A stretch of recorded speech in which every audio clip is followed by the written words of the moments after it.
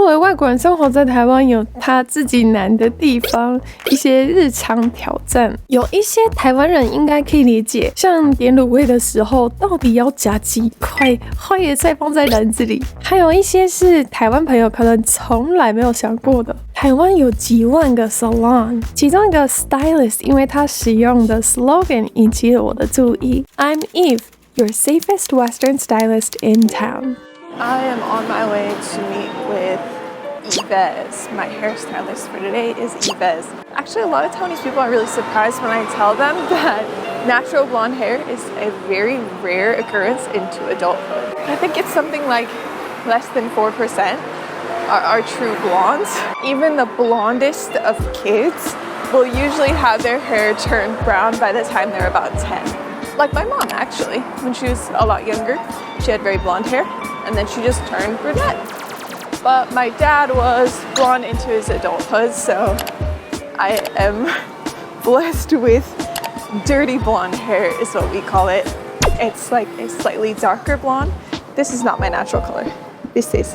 Don't say it's brown because it's not brown. And it's scary because if you do it wrong, you could literally like burn it off. It takes a long time to go back. This length is like 15 years probably. Are you vlogging already? Yeah, always. Do you want to come and have a seat? Yeah. I'm Yves, by the way. Oh, is that how you pronounce your name? Yes. Oh, nice to meet you.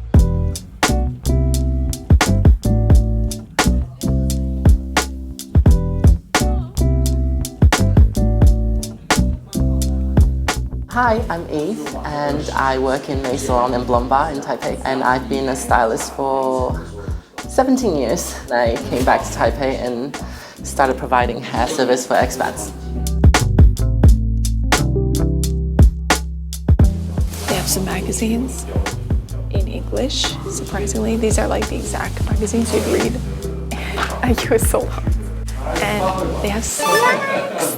They don't even give me snacks in the US, man. Don't stop.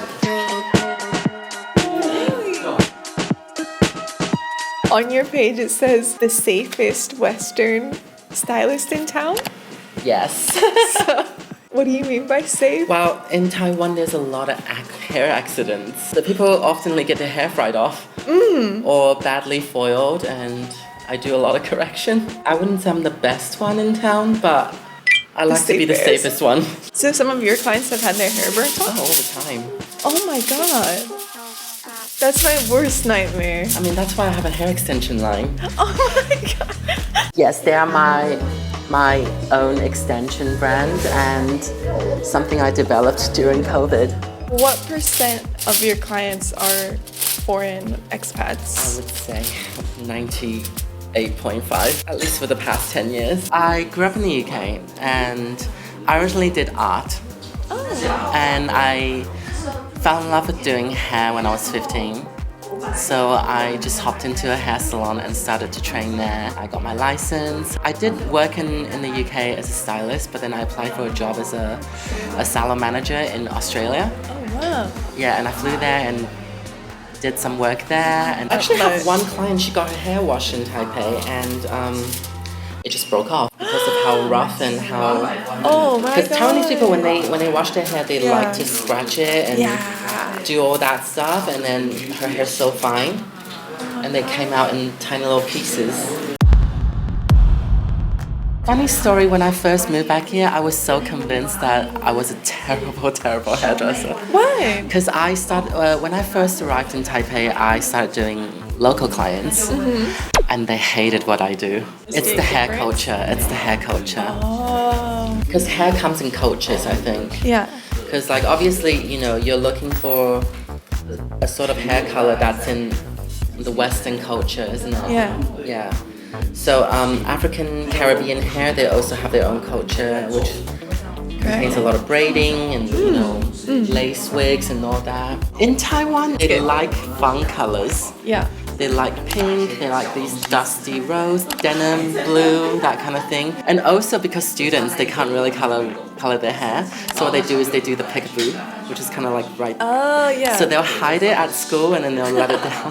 They like those chunky 90s chunky highlights. So when you give them something that's too natural, they actually don't like it. Met some people in the expat community and they start saying, maybe you're just barking at the wrong tree, looking at the wrong clientele. There's this group called Taipei Buy Sell Trade. They helped me post it on there and then it just blew up overnight.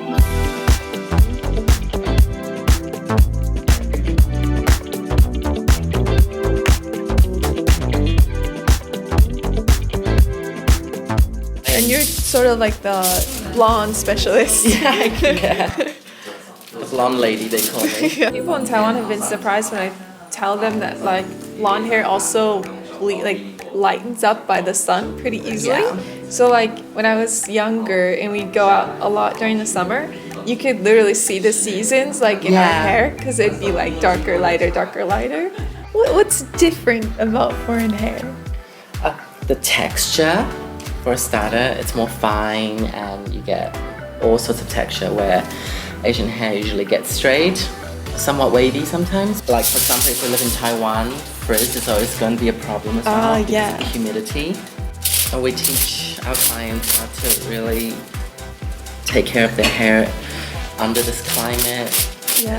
Like for example, changing your shower head. So there's a filter because that also sort of bleaches out the toners and the color because the water here is not that great. Is there anything you've noticed specifically about my hair?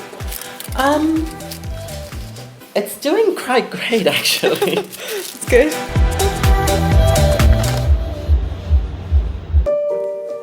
这边可以看到前后的前 before， 虽然这边看起来还好，对不对？但是上一支影片应该很明显就是一个布丁头。布丁好吃，但好吃的我不会想放头上。为了避免之后发生同样的问题，Yves要帮我用一个国外很常见，但在台湾却少数的人知道的技巧 ，reverse balayage， 目的就有点像是让它变得比较渐层，这样发根长出来的时候完全不会发现。What we're doing on my hair today is called a reverse balayage. Because you have so much root up here, so we want to sort of bring it down instead of just bring it up. Okay. So it's much more low maintenance. Afterwards, you can see how natural the gradient is. 就像是没有染过的一样，超级自然，也没有本来有的 harsh line 布丁头的那种。Are balayages something that people usually do in Taiwan? Not for the locals, but for expats, it's quite common. Why don't locals do it though? Because everybody likes to color their hair, but they hate the 布丁头. When you do balayage in Taiwan to locals, they think that you just walk out the salon looking undone because you got roots. You think you know me? You personally though, do you feel like, are you more Taiwanese or more British, or are you just a mix? I would say 50-50, but maybe this year more Taiwanese. I'm going through a phase where I'm embracing my Taiwanese culture. Okay. Yeah, but hair-wise, look-wise, still very, very Western. Yeah. I still like my tan. Everybody likes to be pale here, so I love the beaches here because when you really want to tan, there's no one on the beach. I go to this place like 浅水湾. And because they have these beachfront restaurants and you can have lunch and then you can just sunbathe there. Yeah. Good I've season. never been to Kanding either. Never. 8 years. 8 years, yeah. Nobody will take me. Let's go. I'm actually quite excited to see how your hair is going to turn out today. Okay, me too. His Majesty, only power can take this and this and give you A princess.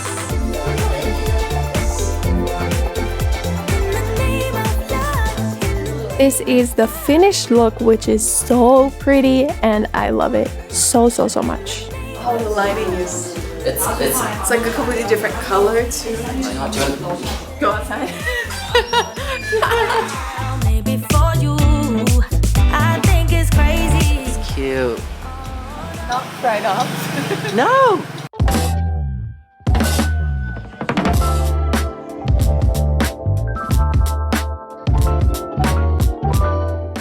Taiwan, we don't have a lot of blonde shades for hair extensions, especially like these balayage and rooted kind of shades. They're 100% virgin human hair, and we get them from India and Vietnam, where the donors are actually ethical from the temples. These pink patches here are like the more affordable side ones, and where these ones are like the virgin hair. Oh, okay. So Yeah. what's like the range of prices? So these ones, like, what currency shall we do it in? NTD. Okay, so these ones can go around like 3-4 thousands, where these ones are like 6-7 thousands. But wefts and tapes, they're totally reusable. Is this enough for like one head? These are like in 50 grams, so like a full head, we usually say for volume 1 pack, for volume and length 2 packs, and then for extra volume and length 3 packs. It's all about how much hair you have and how much you want to add it on. I named all my hair extension colors after some of my favorite clients. Because I feel like I wouldn't be here without them.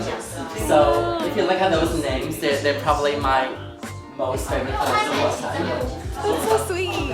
Melanie, she's actually from New Zealand. And that's her hair color. Yeah, she works for the New Zealand embassy, so that's her real hair color. So when she comes in to get like hair extensions, like If she ever does, yes. And Ellie is one of my best friends from England, and she used to have this white hair blonde. Do you have extensions? I don't, but she does. Yeah, so she's got the tape-ins, and these are some of our new shades. You see how these colors are made to fit her own hair color, because she's got balayage as well. It comes down with all sorts of shades in there. Does it get tangled easily? Not really. Yeah. She says it's better than her own. I would say all the method that we do is very easy to wash it. Like just wash it as your normal hair. And this one I'm using right now, we call it tape ins. Basically, we use like a medical quality tapes to tape it on your hair, and you can also reuse it. You just take it off and change another tape and put it back. Is it like hard to brush? No, not at all. A lot of people actually have this thought that when you have hair extensions, you can't brush it, but especially at the root part. But you can actually just And basically you don't feel anything different with or You see, without we're just it. sort of just brushing it through. And I always encourage people when they get hair extensions, you should brush every day. 其实比我想的快很多哎！我之前来弄头发就可能会花个6-7个小时，刚刚我算下来差不多3个小时了吧，而且我们在那边聊很久。Yves 跟我说这是他在英国的时候学到的，他们认为说客人不应该坐在椅子上超过3个小时，对身体对头发都不好这样。I just didn't know it was possible to do it so quickly. So thank you very much. This is a service. This is a salon, a stylist who I recommend 100%. Absolutely knows what she's doing and does a freaking good job at it, and can communicate with you in Mandarin and English, even in Taiwanese. 沟通这方面真的是很重要的事情，就算你中文讲得很流利，不一定会形容得出来。And yeah, that's that. Hope you enjoyed the video. Thanks, bye.